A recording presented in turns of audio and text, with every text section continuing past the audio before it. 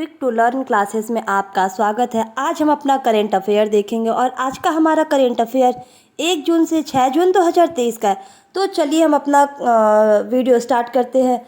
Video अंत तक ज़रूर देखें क्योंकि हमारे एग्ज़ाम के पर्पज़ से कौन सा हमारा क्वेश्चन इंपॉर्टेंट निकल जाए ये हमें नहीं पता है, तो वीडियो अंत तक ज़रूर देखें।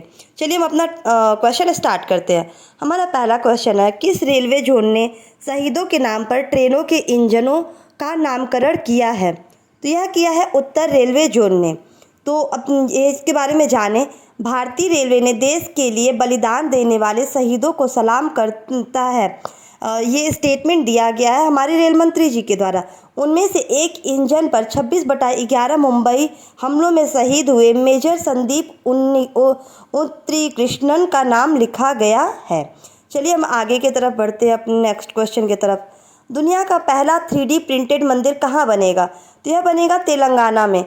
आपको ये केवल इंडिया का ही नहीं है, पूरे दुनिया का पहला 3D प्रिंटेड मंदिर है जो कि हमारे तेलंगाना में बनेगा, हमारे देश के तेलंगाना राज्य में बनेगा।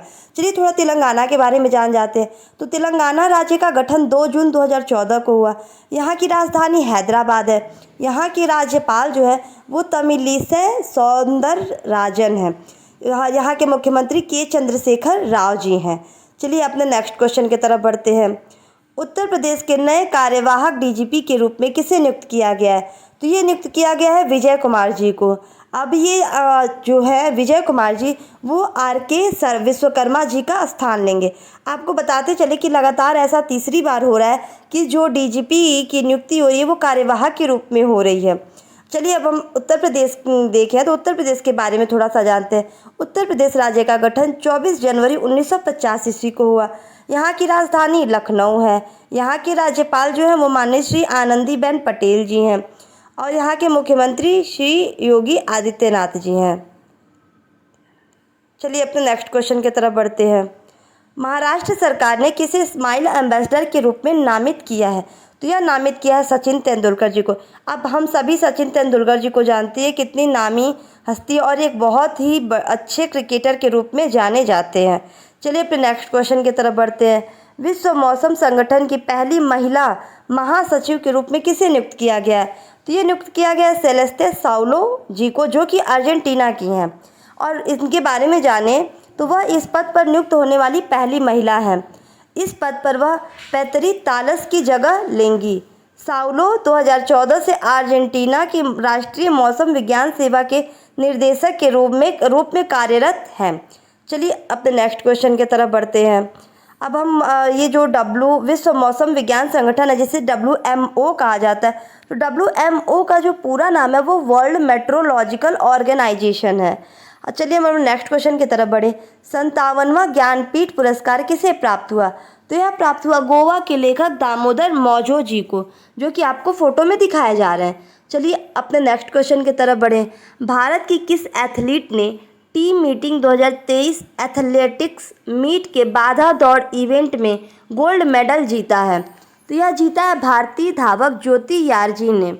नीदरलैंड के तिलबर्ग में आयोजित टीम मीटिंग 2023 एथलेटिक्स मीट में महिलाओं की 100 मीटर बाधा दौड़ स्पर्धा में स्वर्ण पदक जीता। अगर आपसे क्वेश्चन पूछ लेता है कि भारत की एथलीट ज्योति यारजी जी ने जो एथलीट में टीम मीटिंग 2023 जीता, वह कितने मीटर बाधा दौड़ में जीता? तो आप क्या बता देंगे? 100 मीटर। तो इस आप केवल क्वेश्चन और आंसर ही मत देखा कीजिए, उसके साथ जो की पॉइंट्स ऐड किए जाते हैं उसे भी अच्छे से देखा कीजिए, क्योंकि हमारे क्वेश्चन कभी डायरेक्ट ना करके ऐसे इनडायरेक्टली भी पूछ सकता है और ये भी सब हमारे करेंट अफेयर का ही पार्ट माना जाता है। चलिए अपने नेक्स्ट क्वेश्चन की तरफ बढ़े। भारत ने किस टीम को हराकर पुरुष हॉकी जूनियर एशिया कप का खिताब जीता? तो यह जीता है पाकिस्तान को हराकर। भारत ने यह खिताब रिकॉर्ड चौथी बार जीता है। साथ ही भारत ने सर्वाधिक पुरुष हॉकी जूनियर एशिया कप जीतने का रिकॉर्ड भी तोड़ दिया है। अगर आपसे क्वेश्चन ऐसे भी पूछ दे कि सर्वाधिक बार पुरुष हॉकी जूनियर एशिया कप जीतने का रिकॉर्ड किस देश के पास है, तो आप क्या बता देंगे? भारत के पास। तो इसीलिए ये कहा जा रहा है कि आप जो की पॉइंट है उन्हें भी साथ में अच्छे से देखते रहिए। चलिए अपने नेक्स्ट क्वेश्चन की तरफ बढ़ते हैं।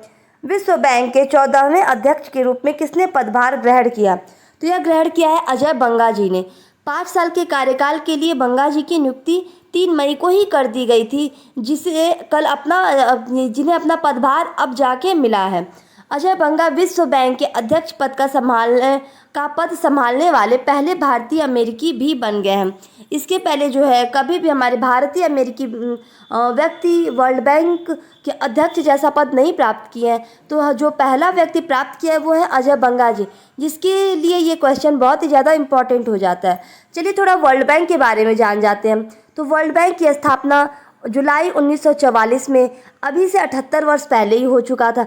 और जो वर्ल्ड बैंक का मुख्यालय है वो वाशिंगटन डीसी में है, जो कि हमारे यूएस में है।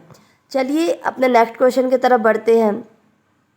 पर्यावरण दिवस प्रतिवर्ष कब मनाया जाता है? तो यह मनाया जाता है 5 जून को।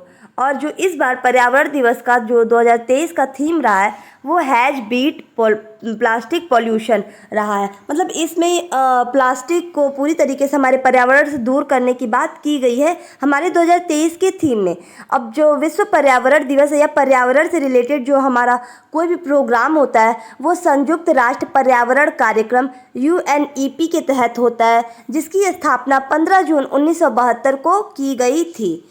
चलिए अपने नेक्स्ट क्वेश्चन की तरफ बढ़ते हैं। आप ये फिगर ही देख लेंगे तो आपको इससे बहुत सारी चीज़ें पता चल जाएंगी कि अंतर्राष्ट्रीय पर्यावरण दिवस कब मनाया जाता है। तो ये मनाया जाता है 5 जून 2023 को। और थीम क्या रहा है? Has beat plastic pollution. चलिए अपने नेक्स्ट क्वेश्चन की तरफ बढ़ें। कर्नाटक के किस फल को GI टैग मिला है? तो यह मिला है करीद इशद आम को। ठीक है, अब ये इसे क्यों मिला है? तो ये इसकी अनूठी सुगंध, स्वादिष्ट स्वाद, गूदे की उच्च मात्रा और आकार के कारण करी इशद आम को बेहतरीन गुणवत्ता वाले आमों में से एक के रूप में स्वीकार किया है। चलिए अपने नेक्स्ट क्वेश्चन की तरफ बढ़ते हैं। अंतर्राष्ट्रीय बुकर पुरस्कार 2023 किसने जीता है?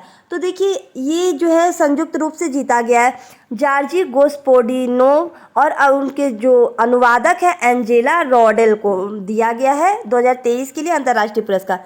अब जो जॉर्जी गोस्पोदिनोव है वो प्रथम बुल्गारियाई लेखक बन गई हैं जो यह पुरस्कार पाई हैं, और उन्हें यह पुरस्कार उनके टाइम शेल्टर के लिए दिया गया है, जिसका अंग्रेजी अनुवाद एंजेला रॉडेल द्वारा किया गया है। तो अब आपको समझ में आ गया होगा कि ये क्यों एक साझा करके ये पुरस्कार दिया गया है, क्योंकि एक ने लिखा है और एक ने उसका अनुवाद किया है अंग्रेजी में। इसीलिए ये पुरस्कार जो है दोनों लोगों को साथ में दिया गया है। हमारे ये आपको दिख रहा है फ़ोटो में, और ये जो टाइम शेल्टर उनकी किताब है वो दिखाई जा रही है। चलिए अपने नेक्स्ट क्वेश्चन की तरफ बढ़ते हैं। SCO के 22वें शिखर सम्मेलन की अध्यक्षता कौन करेंगे? यह करेंगे हमारे देश के प्रधानमंत्री माननीय श्री नरेंद्र मोदी जी।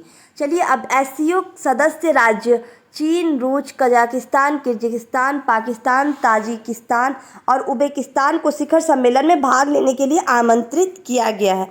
अब ये जो SCO हम टर्म देख रहे हैं उसका फुल फॉर्म क्या है, जो कि हमारे क्वेश्चन में पूछा जा सकता है। तो यह SCO का फुल फॉर्म जो है वो संघाई कोऑपरेशन ऑर्गेनाइजेशन है। तो इस तरीके से हमने अपना 1 से 6 जून का पूरा करंट अफेयर कंप्लीट देख लिया है। आपको हमारा वीडियो अच्छा लगा हो तो प्लीज़ इसे लाइक, सब्सक्राइब और शेयर ज़रूर करें। साथ ही साथ हमारे इंस्टा, फेसबुक और टेलीग्राम पेज से जुड़ने के लिए हमारे डिस्क्रिप्शन बॉक्स को ज़रूर देखें। Thank you.